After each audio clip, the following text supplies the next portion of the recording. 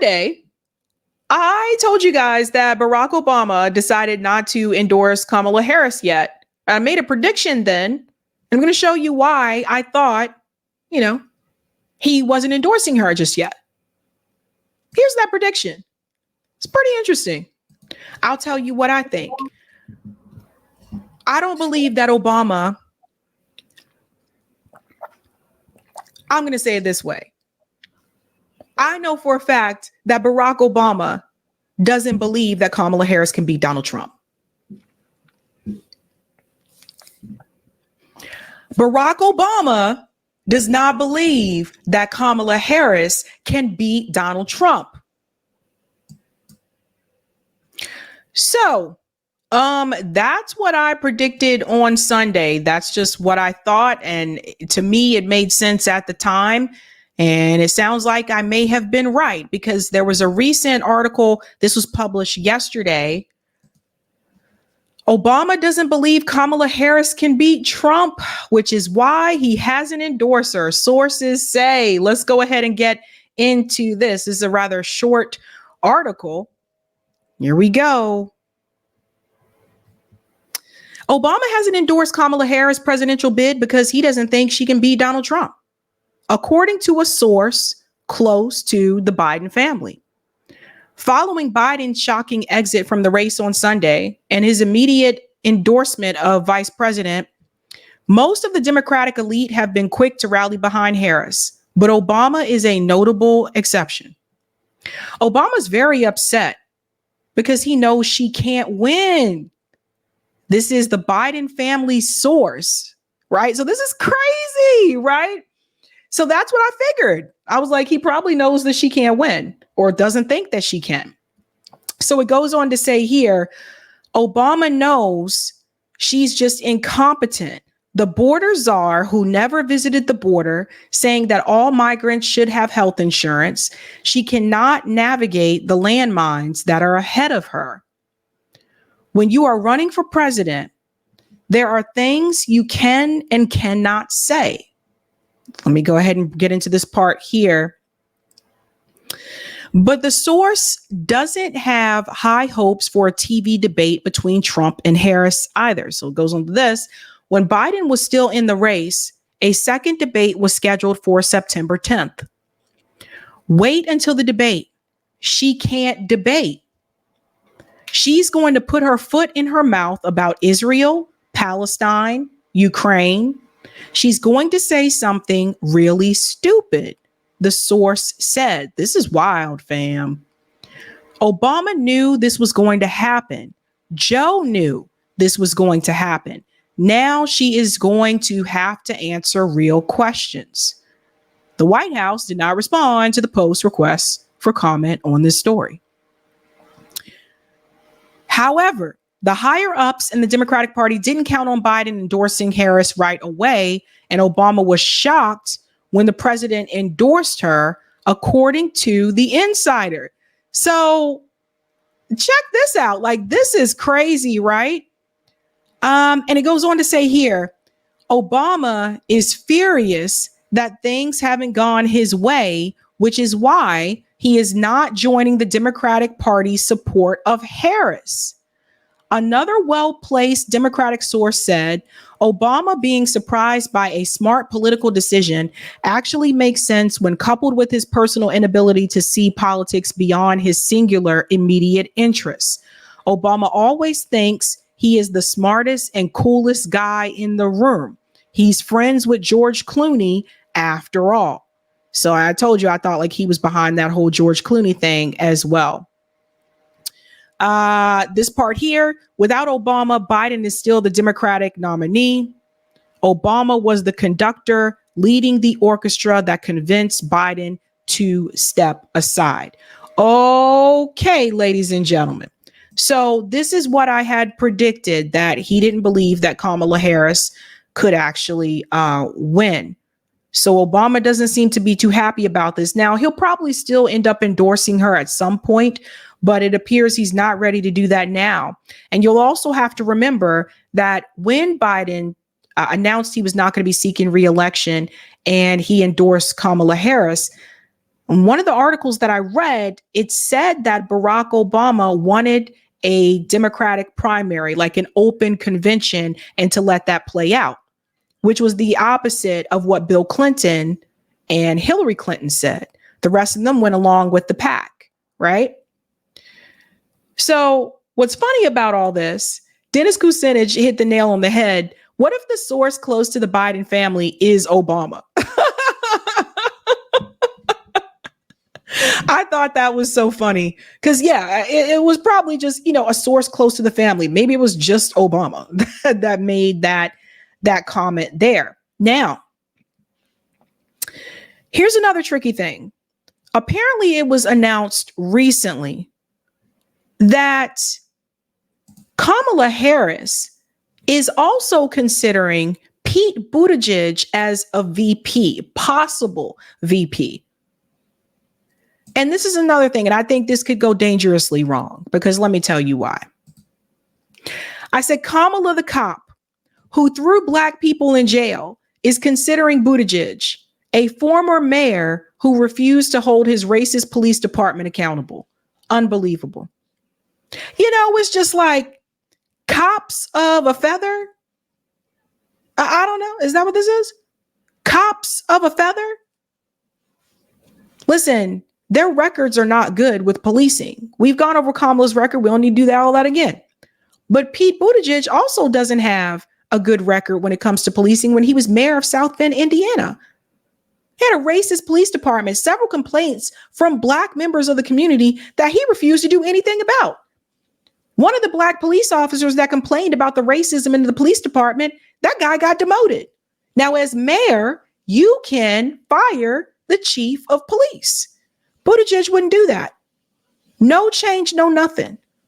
So I don't know if that's a good idea for her either, because you don't want those stories to start coming out. Also, the story about the woman whose son was found hanging from a tree in South Bend, Indiana, and he said he would help her figure this out and get back to her about it. That woman never received any help, heard from Pete Buttigieg again.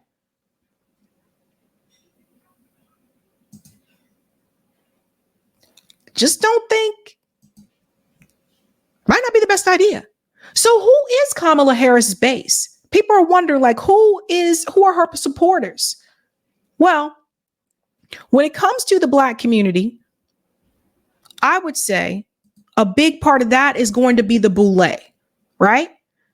Just like she spoke here at Zeta Phi Beta event, this is going to be a big part of her base with the Black community. It is going to be Black people that tend to be a little bit more affluent, those that are a part of the Black boule. So the sorors and all that jazz, and you can see them all stand up for her here. To be elected Vice President of the United States, Kamala Harris.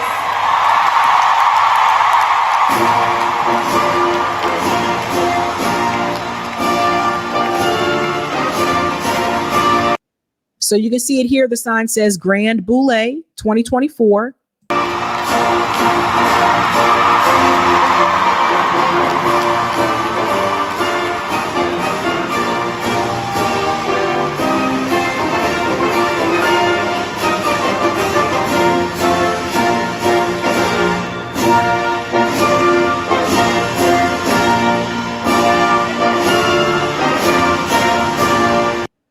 So yeah, it's going to be a lot, this type of crowd, right? So again, she was an AKA is a sorority. She was a part of that. So she is known in the Greek community, right? So that's going to be Black women, I think, is going to be a big part of her base for the Black community, particularly those that were a part of the Greek organizations, that were part of Greek life. I do not see her appealing to, and I said this about Biden too, I do not see her appealing to Black people that are lower income. I do not see her appealing to those voters in particular, because those that are less likely to come out and vote anyway, I think she will struggle with empowering non-voters to register and come out to vote. So I don't think she'd appeals. And this is, again, I have my family's from Baltimore, some of them still are there. And so I'm just telling you, If you talk to people that are particularly in the lower income Black communities, for the most part, they're not really trying to come out and vote for Kamala Harris. So I think this is going to be a big part of her base. I also think that she's going to be able to pick up, I think white suburban women are also going to support Kamala Harris. I think that's a big part of the base that she has. Again, I'm saying people, I think a little bit more affluent, right? So she appeals to that type of crowd. And then that being said, though, we're going to get into the support that she has from African Americans right now, because I think one of the things that's going to continue to play out, and we'll have to see, November is not that far away, is the economic situation. And you're about to hear about that right now. Now, we know she's not president at the time when, inflation started and all that. We understand she was the vice president. People get that. But the reality is, if the economic situation does not improve before November, I think some people are just not going to vote for her because of the economic situation, because they see the Democrats as a problem, including these two women here. Now, yes, they're on Fox News, so always take that into consideration. But apparently these two women that appear here apparently were previously Democrats. Check this out. Democrats who, within the last few years, have left their old party and are now voting for Trump. Latina Brown and Madeline Brame. Madeline, good to see you. We'll start with you. She's been vice president for almost 4 years. Yeah. Obama was president for 8 years as a Black man. So is playing the race card here really a smart strategy? Oh, and by the way, you guys know she's an actress too. Like this woman here, she's an actress. Laura Ingraham is an actress. But listen to what they say. Thank you so much, Laura, for having me once again on your show. It is absolutely the most silliest thing that they could possibly do, because most African Americans know that the illegals' benefit card is worth more than our worthless Black card. So why would we care about who Kamala Harris is, about her race or her gender? We care about the policies that she has pushed with Joe Biden for the past 3.5 years. We are struggling. We can't even make ends meet. You talked about retirement earlier. I have to work till I'm 70 years old in order to get my full retirement. So, no, Black America is not supporting Kamala Harris. All right. Her color has nothing to do with the failed policies that she has championed and stood on for 3.5 years. So this is something that I wanted you guys to hear, because I think this is important. I already see the Democratic Party doing this. Kamala Harris has her first ad. It came out, I think, earlier this morning. And there's a Beyonce song that's in the ad. I can't play the ad because it has the Beyonce song in it, so it's copyright and all that kind of jazz. But the reality is, the Democratic Party, I feel, is making a big mistake and by the party, I mean the media pundits as well. They're making a mistake by focusing on the identity of Kamala Harris instead of focusing on her platform, which I have not seen. I don't see no platform yet. Instead of focusing on the policies and how she can try to improve things that are happening. They're not focusing on that. Every time I turn on the TV, it's MSNBC, CNN talking about, oh, she could be the first Black South Asian woman president. She could break all kind of barriers. We could have our first female president. And they're focusing on that. I've also seen Republican media pundits also focusing on the identity, which I think is a mistake across the board. I'm seeing them say, oh, she's a DEI hire and da-da-da. I think that's going to backfire for both parties. Because when you're focusing on the identity, that means people are not focusing enough on her policies and the way that she acted as a prosecutor, her record. I think that should be front and center.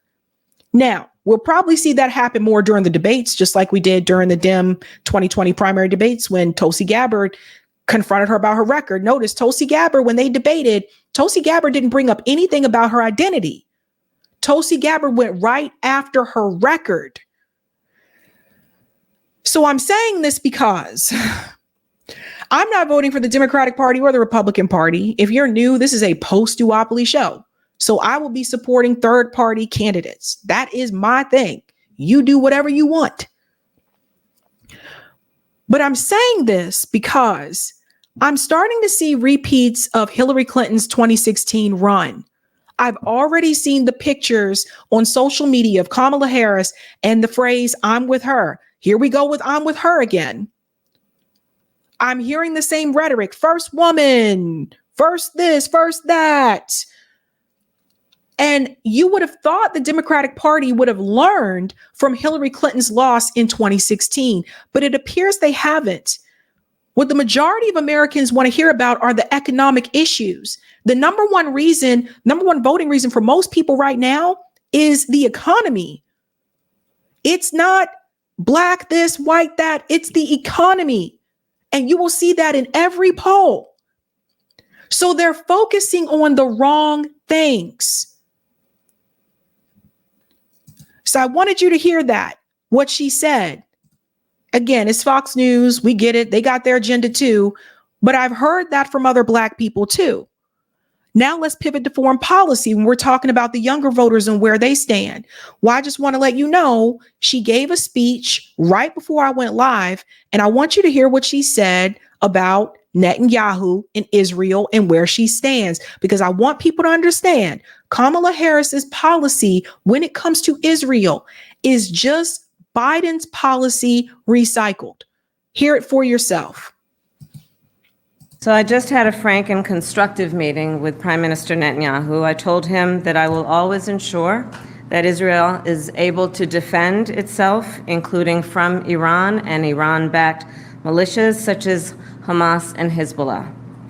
From when I was a young girl, collecting funds to plant trees for Israel, to my time in the United States Senate and now at the White House, I have had an unwavering commitment to the existence of the State of Israel, to its security, and to the people of Israel.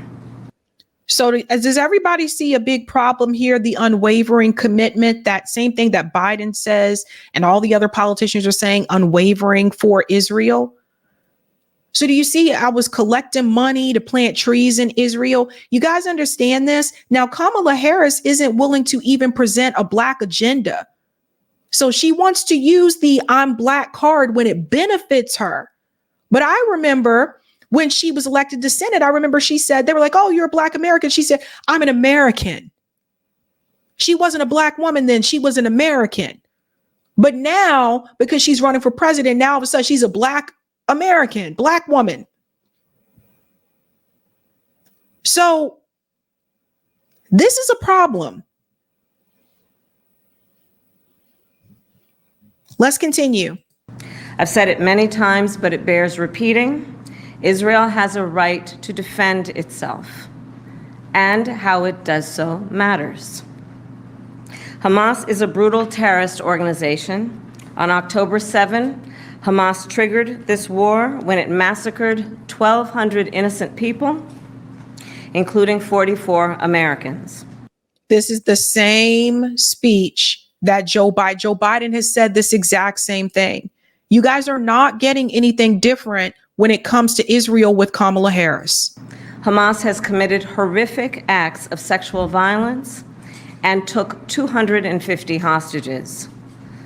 She is still repeating the lie about the SA assaults on October 7th, which has been debunked multiple times. There are American citizens who remain captive in Gaza.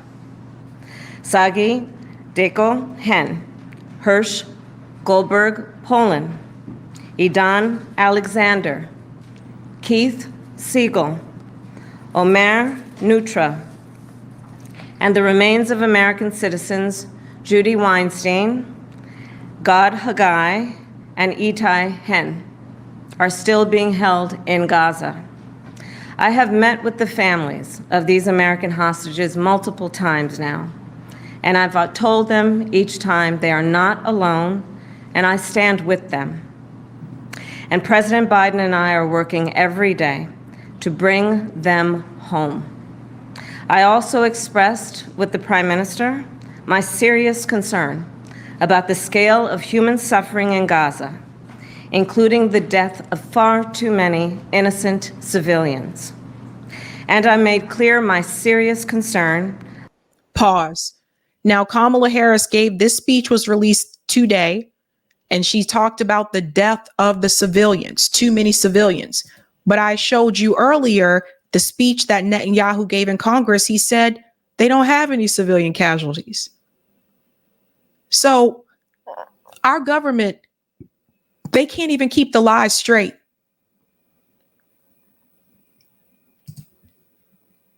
About the dire humanitarian situation there, with over 2 million people facing high levels of food insecurity and 500,000 people facing catastrophic levels of acute food insecurity. What has happened in Gaza over the past 9 months is devastating. The images of dead children and desperate, hungry people fleeing for safety, sometimes displaced for the second, third, or fourth time. We cannot look away in the face of these tragedies. We cannot allow ourselves to become numb to the suffering, and I will not be silent. Thanks to the leadership of our President Joe Biden, there is a deal on the table for a ceasefire and a hostage deal. And it is important that we recall what the deal involves. This deal has been on the table for quite some time, guys. I'm telling you, this is a game. So this is like playing Monopoly. And I don't know about you guys, but when I played Monopoly, like it's a long game. It's a long game for like me and my family when we play that. So like we could play for like hours. And that's what Kamala and Joe have been doing. They've been playing Monopoly with this situation, trying to ride this out for as long as possible. Now Netanyahu comes here and they say, oh, there's a deal on the table. Wasn't there a deal on the table a couple of months ago? Like every time I turned around, there was a deal, another deal. So this is a game. Meanwhile, Israel is still killing more Palestinians, by the way. They're still killing children. I just want people to see through the BS, man. See through the BS. The first phase of the deal would bring about a full ceasefire, including a withdrawal of the Israeli military from population centers in Gaza. In the second phase, the Israeli military would withdraw from Gaza entirely, and it would lead to a permanent end to the hostilities. It is time for this war to end, and end in a way where Israel is secure, all the hostages are released, the suffering of Palestinians in Gaza ends, and the Palestinian people can exercise their right to freedom, dignity, and self-determination. Now let's call bullshit. How is Israel going to be secure if she says the war needs to end and we need a deal on the table? What is security according to Israel? According to Israel, it's them putting the Palestinian people back in the open air prison. That's the security according to Israel. Now that's important when you hear what she says next. There has been hopeful movement in the talks to secure an agreement on this deal. And as I just told Prime Minister Netanyahu, it is time to get this deal done. So to everyone who has been calling for a ceasefire, and to everyone who yearns for peace, I see you and I hear you. Let's get the deal done so we can get a ceasefire to end the war. Let's bring the hostages home, and let's provide much needed relief to the Palestinian people. And ultimately, I remain committed to a path forward that can lead to a two-state solution. Now, this is another part of the game, because we already know that Benjamin Netanyahu said he will do whatever he can to prevent and fight back against a two-state solution. So this is Kamala Harris bullshitting you. I hope people really understand that. She's saying that she's trying to both sides this. You can't both sides it when Israel is an occupier and they're an oppressor. And there is nothing in this speech about the ruling that just came from the ICJ that Israel is an apartheid state and they have been occupying the people and they need to withdraw from the West Bank. There's nothing about that. You see, Kamala and Joe want to focus on October 7th because if they go outside of that scope, then that means that they have to acknowledge the occupation in the West Bank. They have to acknowledge that Israel is kicking Palestinian people out of their home in the West Bank. They have to acknowledge that Israel is actually occupying people, and they don't want to do that. That's why they're limiting this to October 7th. Now, how are you going to have a two-state solution when Netanyahu says he will do whatever he can to fight back against it? And so in order for the Israeli people to feel security, that would then mean to Netanyahu that there can't be a Palestinian state. Do you guys see what I'm going with this? So what that means is that Israel, whoever is left, or the Palestinian people that are left, Israel will put them back in an open air prison. This is what I want people to understand. This is a game. And they're trying to, and I predicted, they're trying to drag this out as long as they can, closer and closer to the election, because they know they've lost a portion of the young vote because of this. So the more she talks, so let her talk, because the more she talks, especially when it comes to foreign policy, Kamala's not good on foreign policy. She's not strong there. The more she talks, particularly about foreign policy, she's going to expose herself, just like she did here.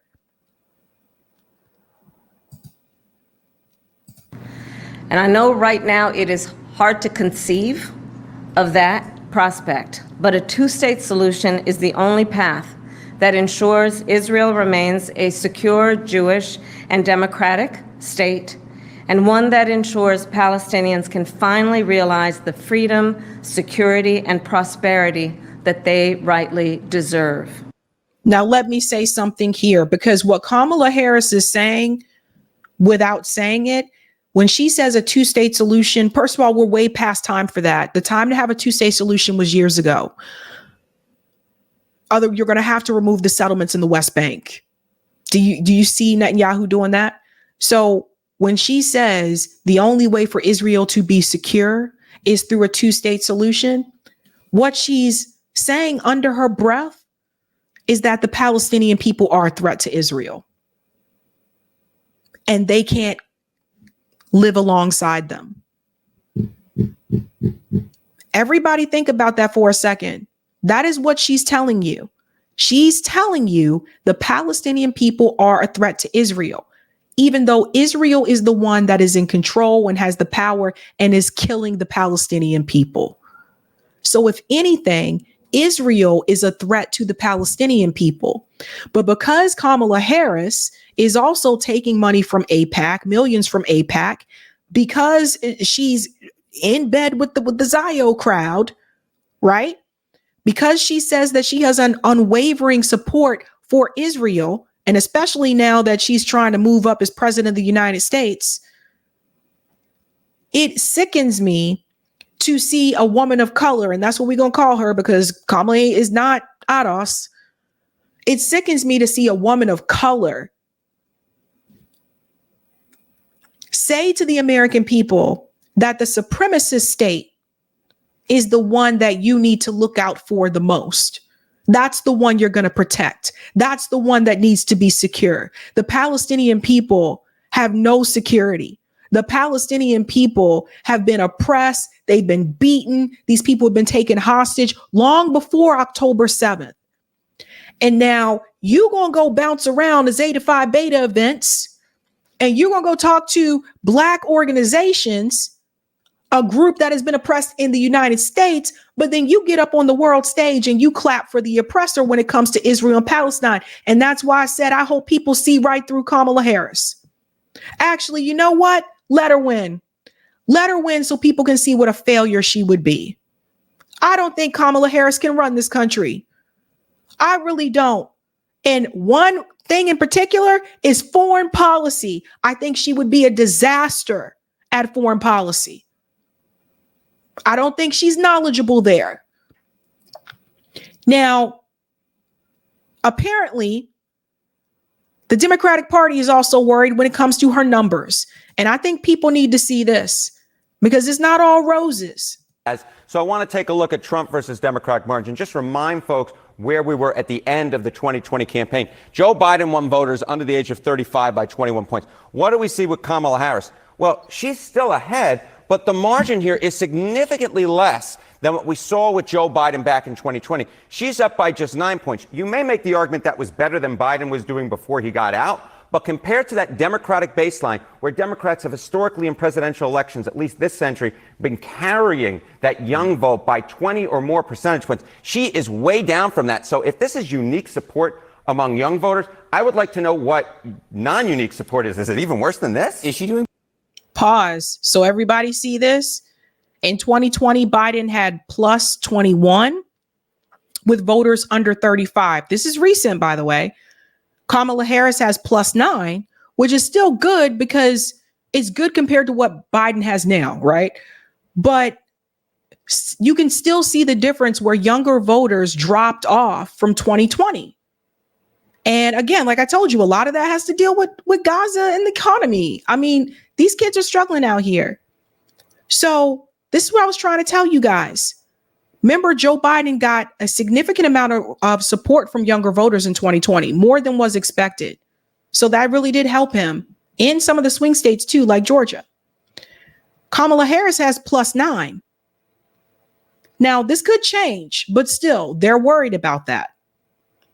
Better than Biden was, though? She was doing slightly better. Maybe Biden was up by, like 6 on average or 5. This is maybe slightly better, but this is not game-changing stuff, Mr. Berman. All right, what have we seen in terms of motivation? Yeah, so, the other thing is we talk about vote choice, right? But let's also talk about motivation, right? Because it's not just who you would support, it's whether or not you'd come out to the polls. And this, I think, is rather interesting. Do Democrats say they're more motivated to turn out after Biden left the race? Well, we do see a significant portion of Democrats who say yes, 39%. The thing I was interested in was it disproportionately younger voters who said that they were more likely to turn out or more motivated to turn out. And what we see here is it's 42%. Not a big difference between 42 and 39%. So everybody see that? There's a slight increase, but not a larger increase, something that you would have expected. And so this idea, again, that the vice president has unique potential to dig in and get young voters to turn out, John, it's just not there in the numbers despite all the internet memes that are going around. At least not yet. And one of the issues has been, Harry, this trend, which I think you were among the first to point out. Young voters have changed or say they are changing in a relatively short period of time. Yeah, oftentimes it's difficult to go against the grain. Kamala Harris may be fighting uphill. So I want to look at party identification again. Voters under the age of 35. Go back to 2020. This is the Pew Research study. This is one of the best studies that we have. And look at that. 56% of young voters said that, in fact, they were Democrats. They identified as Democrat or lean Democratic. You look down at 2024, it's 49%. Look at the Republican jump from 39 to 49%. So when we say that Harris is doing worse than Biden, it's not that she's uniquely bad. It's rather she's fighting uphill. She's trying to fight against a wave that is going against the Democrats among young voters. And Harris may be unique in some ways. We're going to pause here for a second because I want to point out something that he's not mentioning. 2024, ages 18 to 34, 49% registered Democrat, 49% registered Republican. What this is showing you since 2020, people have moved around. So if 56% were registered as Democrat in 2020, that tells you that some of those people changed their registration. I know some people did change to independent. I'm a registered independent, but I know some people changed to independent, but some of them could have changed to Republican because the Republican Party had 39% in 2020 of younger voters. And now in 2024, they have 49%. So that tells you there's a divide there amongst the youth as well, 49% and 49%. And this is why I say this is really the time to push people to support third party and independent candidates. We need to make that normalized in this country. We need to get people out of this bubble and this mindset that you only can vote for one or two parties. Well, there's all these other people running. I don't understand that at all. Like other countries do this like nothing, like they don't even think about it.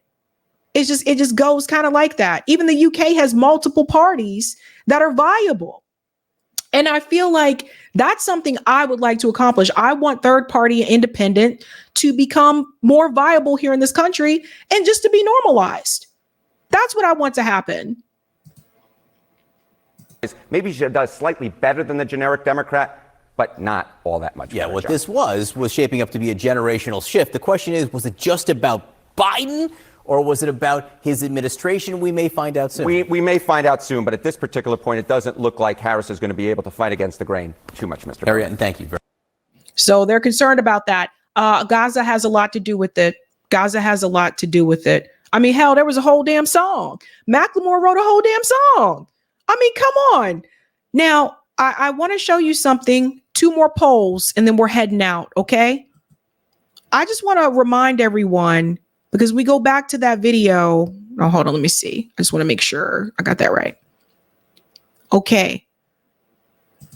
How Hillary Clinton lost, because I'm starting to see some similarities. I'm just going to go right down here to the black vote, because the reality is the Democrat candidate, you can't win without the black vote, right? All right, so peep this, fam. Some 88% of African-American voters supported Clinton versus 8% for Donald Trump. That's as of very early Wednesday morning. So this was Clinton versus Donald Trump. 88% African-American voters supported Hillary Clinton. Right now, Kamala Harris is sitting in the 70s. Right now, she's in the 70s. That could increase as we get closer to November, but just FYI, right now she's sitting in the 70s. 8% of African Americans voted for Donald Trump. Right now, Donald Trump is sitting at 21% with African American voters. So he got a significant increase of support so far. We'll have to see if that holds until November. But the point that I want to make is this. Hillary received 88% of African American voters, and she still lost. Kamala's in the 70s. If that holds, that would mean that Kamala will have to get more white women to support her.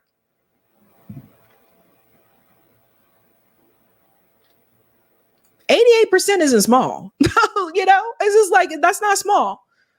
Now, Obama locked up 93% of the black vote, and Mitt Romney got 7%. Obama had 93. So no one else has been able to get to 93, right? In 2012. But 88% was still a significant amount.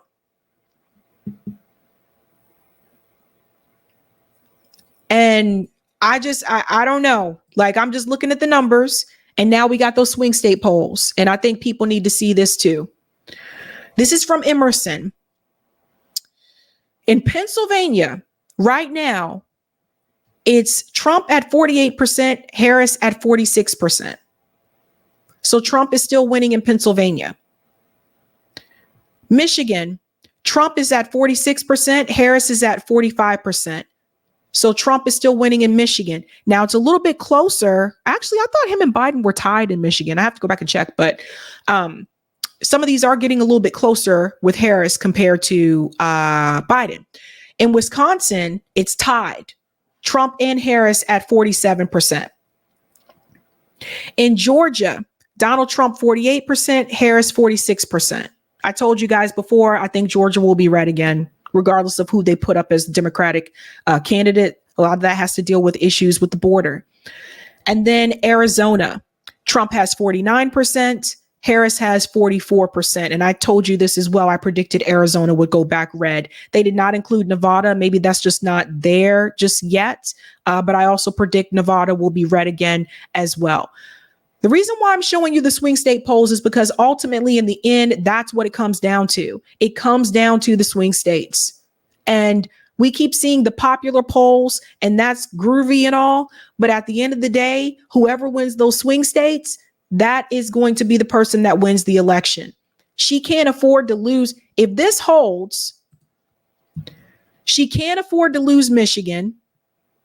She can't afford, I think she would need Wisconsin as well, but she can't afford to lose Michigan. And if he takes Arizona, which I believe he will, if he takes Georgia, which I believe he will, I think she would have to get Pennsylvania, Michigan, and Wisconsin. So this is what we need to pay attention to, folks. I keep telling you, stop focusing on the popular vote, the national popular vote, and focus on what the swing states say, because that's ultimately what it's going to come down to. And it's just reality. We all know that California is still going to be blue. Like we know these things, right?